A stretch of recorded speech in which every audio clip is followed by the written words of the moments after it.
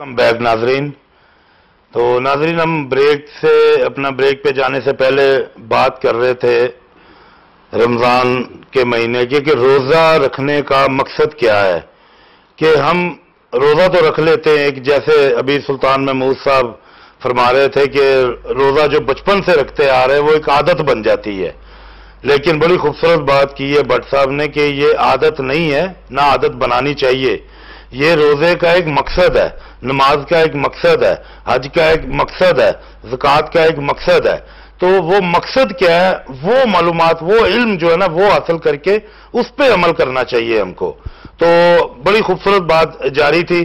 तो मैं वापस अपना रफीक भट्ट साहब की तरफ आता हूं, तो उनसे पूछता हूं, जी आप फरमा रहे थे कि जैसे इन्होंने कहा कि जी आदत तो नहीं होनी चाहिए, किसी भी चीज की आदत तो होती बुरी है ना, किसी भी चीज की हो वो अच्छी हो बुरी जी, लेकिन उस की बात कर जी एक मकसद जो है ना, मकसद माहौल जी बचपन से जो रोजे रखता है, कहीं भी किसी भी मुल्क में होगा रोजे रखता है जी, के रोजे जो हमारा छोड़ रोजे नहीं रखते। बात वही हो रही ना सुल्तान भाई कि इस रोजे का फायदा है या नहीं, ठीक है। फायदा तो ये बात जरा भट्ट साहब से हम पूछते हैं, वो किस तरह जी जी ये रोजा नमाज ज़कात सब कुछ आता जी जी।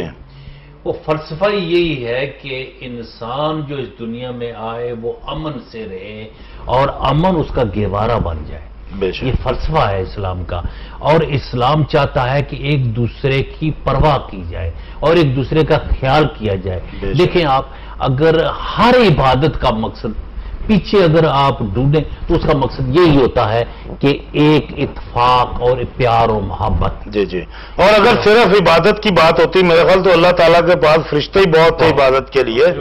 इंसान को जो तख्लीक किया गया उसके पीछे एक मकसद है। मकसद से मुराद फलसफा जिस तरह एक पड़ोसी का अल्लाह ताला ने फलसफा दिया, कुरान में आता है कि भाई ये आप पड़ोसी का इतना ख्याल रखें कि जितना अपनी जात का रखते हैं, जैसे अपनी जात का रखें। गोया के मतलब ये हुआ कि अगर मैं अपने पड़ोसी का क्या रखूंगा तो वो भी तो किसी पड़ोसी का ही है ना, वो अपना क्या रखेगा और दूसरा अपना क्या रखेगा। इस तरह पूरा माशरा जुड़ा ना, वो एक प्यार और मोहब्बत का गहवारा बन जाए। जी जी। मकसद फलसफा यही है कि प्यार और मोहब्बत, और इसमें इबादत का मकसद भी यही है कि जब आप नमाज के लिए जाते हैं, 7 नमाज 27 नमाजों का सवाब होता है, तो उसका मतलब यही है कि ये लोग एक दूसरे के साथ मिलते हैं, एक दूसरे की खैरियत दराफत करते हैं, देखते हैं, अगर किसी को जरूरत है हेल्प की, उसकी हेल्प की जाए।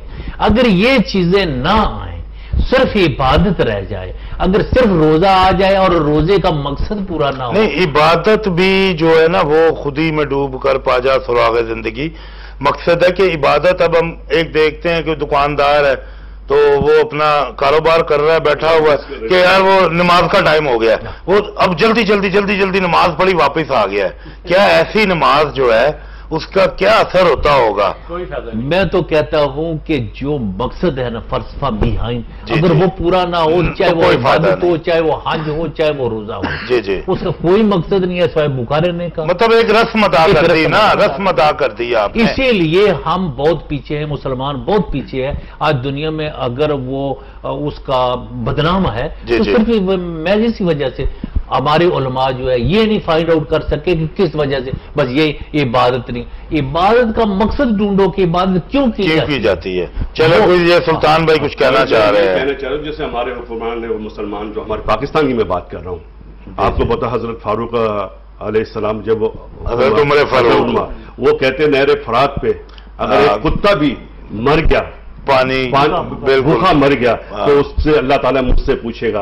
अब हमारे हुक्मरानों से कौन पूछेगा, कैसे नहीं पूछेगा, रोजाना ही मरे जाते हैं, क्या और हिदायत नहीं है। और हजरत उमर का वो दौर था कि लोग ज़कात लेके तो घूम रहे होते थे, ढूंढ रहे होते थे कोई ज़कात लेने वाला हो। कितना खूबसूरत, ये बिल्कुल उसी तरह बात है ना कि जब आप एक हमसाये का ख्याल रखते हैं, वो अपने हमसाये का ख्याल रखता है, इस तरह एक सिलसिला जो है ना चल निकलता है।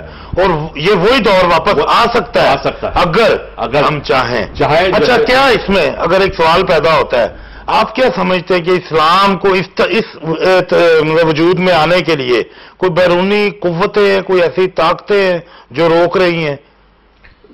मेरा ख्याल है शरीफ साहब, कोई नहीं रोक रहा। अच्छा, इंसान खुद ही चूंकि इस कदर اپنے دائرے سے باہر ہو گیا ہے. دیکھیں آپ، میں چھوٹی سی مثال آپ کو دیتا ہوں کہ اگر ایک علماء دین ہیں، وہ کہتے ہیں کہ آپ نے کلمہ پڑھ لیا لا الہ الا اللہ محمد رسول اللہ تو آپ جنت میں جائیں گے. بلکہ ایک محفل جنازہ تھی تو میں وہاں تھا، تو مولوی صاحب تقریر کر رہے تھے کہ اگر اس کی شہادت ایک آدمی بھی اگر دے گا تو یہ جنتی ہے. تو اس کا مطلب مجھے تو یوں سمجھ آیا کہ کوئی بھی آدمی جنت میں نہیں جائے گا. اس کی وجہ یہ ہے کہ ایک نہیں، ہر آدمی کے کچھ نہ کچھ تعلق ہوتے ہیں، مراسم ہوتے ہیں. وہ کہتا ہے بڑا اچھا. بالکل. سب سے زیادہ اچھا ہے یا برا ہے یہ تو خدا کی ذات ہی جانتی ہے، بے شک انسان کوئی نہیں جانتا.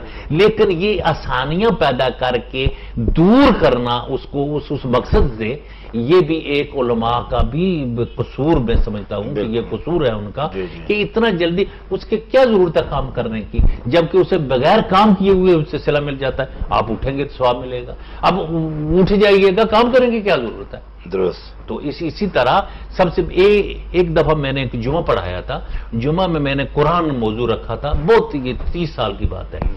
اس میں جب میں نے دیکھا، میں نے قرآن پر بات کیا کہ قرآن کے یہ ایسی کتاب ہے کہ سب سے زیادہ دنیا میں زیادہ پڑھی جانے والی کتاب ہے، اور سب سے زیادہ دنیا میں یہ کتاب جو ہے اس کی زیادہ عزت و تکریم کی جاتی ہے، اور سب سے زیادہ ظلم بھی اسی کے ساتھ کیا جاتا ہے کیونکہ اسے سمجھ کر نہیں پڑھا جاتا.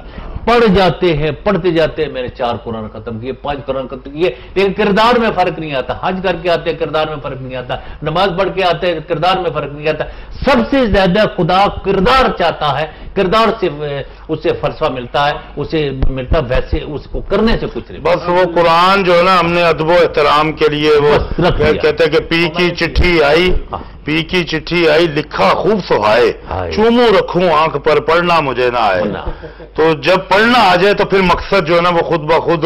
اچھا، ہم نوید سے پوچھتے ہیں کہ یہ کس طرح نوجوان کس طرح دیکھتے ہیں ہمارے مذہب کو، پھر ایک دیار غیر میں بیٹھے ہوئے ہیں. تو آج کل نوجوانوں پہ بھی بڑا اس ملک میں وہ دیکھیں نا ٹیررزم اور اس طرح اسٹوڈنٹس اور یہ جو آ رہا ہے، کس طرح دیکھتے بھی آپ ذرا بتائیں ہمارے ناظرین کو. کنٹینیو کروں گا کہ وہ ابھی جو آپ نے بات کی تھی کہ حضرت عمر فاروق کے زمانے میں جو ایک سسٹم بنایا گیا تھا، تو بات یہ کہ سسٹم تو اس کو کیری آن کر لیا گیا. مطلب ہم جب اپنی یونیورسٹیز میں جاتے ہیں تو جو لا کے اسٹوڈنٹس کو پتا ہوگا اس چیز کا کہ وہ ایک عمر لا بن چکا ہے. وہ یہ یو کے جو ابھی سسٹم آپ کا بینیفٹ ہے اور جو بھی آپ کا سوشل سسٹم ہے سارا وہیں سے لیا گیا، وہ ہو رہا ہے. تو اسی لیے تو یہ کامیاب ہے. ہاں وہ، لیکن وہ کر رہے ہیں نا، غیر مطلب کر رہے ہیں نا، مسلمانوں کو کرنا چاہیے وہاں سے. اسی لیے تو یہ کامیاب ہے. ہمارے ملک میں ایسا نظام نہیں ہے. بالکل ہونا چاہیے. 57 کو تو میں ہوں گا، کتنے 66 سال ہو گئے پاکستان کو بنے. کہ پاکستان کس لیے لیا گیا تھا؟